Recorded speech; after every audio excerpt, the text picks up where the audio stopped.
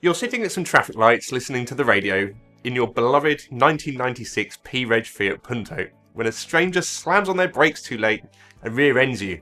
Holy smokes, you think. I wonder if that's going to be the end of poor Mrs. Punto. After all, although Mrs. Punto is worth the world to you, the insurance company is bound to see her as only scrap value now. She's a write-off, no longer economical to repair. The cost of repairs would exceed the car's market value, and so it's cheaper for the insurance company to simply pay you scrap value. In the world of dilapidations disputes, we see some crazy claims for damages, often far higher than the annual rent, maybe even over several years' rent. Every so often, we do think that we could probably demolish and rebuild a property for the sum demanded. When this happens, in their mind's eye, business owners can see several years' worth of profit going up in smoke, leading to a combination of anger, disappointment and sadness. Happily, the law has developed to cap dilapidations claims, so while dilapidations settlements can still be expensive, there is at least a ceiling that claims can reach. I'm Tim Clarke, Chartered Building Surveyor and Managing Director at Harris & Clarke Chartered Surveyors, and I will be looking at how these mechanisms work. The first limb of Section 18.1 of the Landlord and Tenant Act 1927 deals directly with the capping of dilapidations claims. It was enacted as a reaction to a quirk that had developed through common law, which had reached the point where it would be possible for a landlord to claim a windfall settlement in excess of any real loss incurred. This section effectively says that damages should now not only be considered in terms of the costs repaired to remedy any non-compliances with lease covenants, but that the maximum sum of damages a landlord can claim will be the lesser of either the cost of remedial work or the diminution in value their property interest has suffered as a result of breaches. For this, we need a diminution valuation.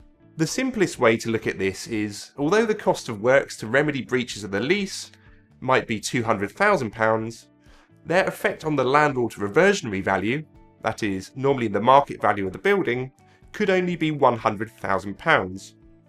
In theory, therefore, damages would be limited to £100,000. The Dilapidations Protocol requires in some instances that a landlord commissions a diminution valuation prior to issue of proceedings.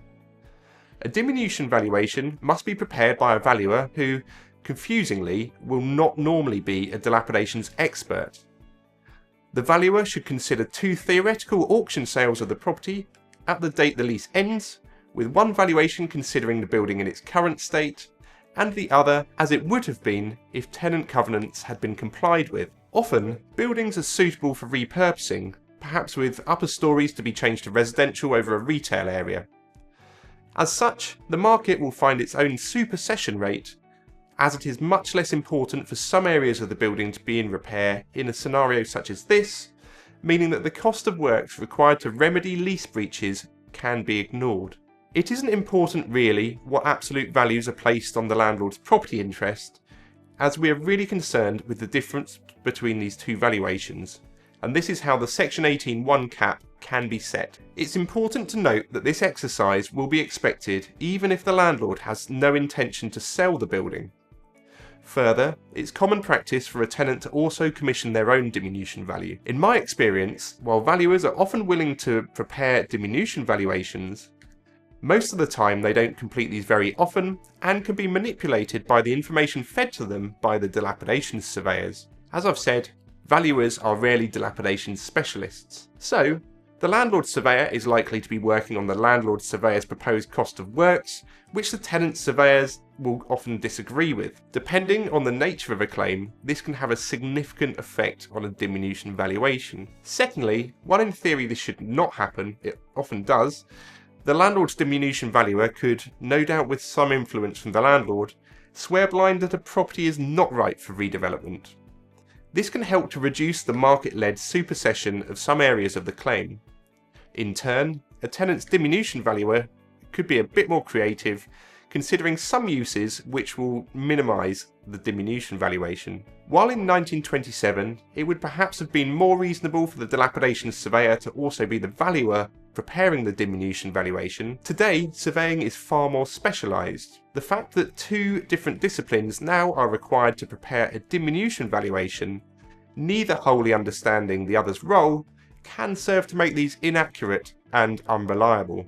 Courts sometimes find, however, that for some of the reasons above, they don't agree with the diminution valuation presented to them, or in some cases are not provided with one at all. In recent years, courts have taken an increasingly flexible approach to capping dilapidations claims, sometimes providing a sweeping discount across the board for the cost of works, especially if these works have actually not been completed by the landlord. This video has been a very basic introduction to the capping of a dilapidations claim, but the reality is always much messier.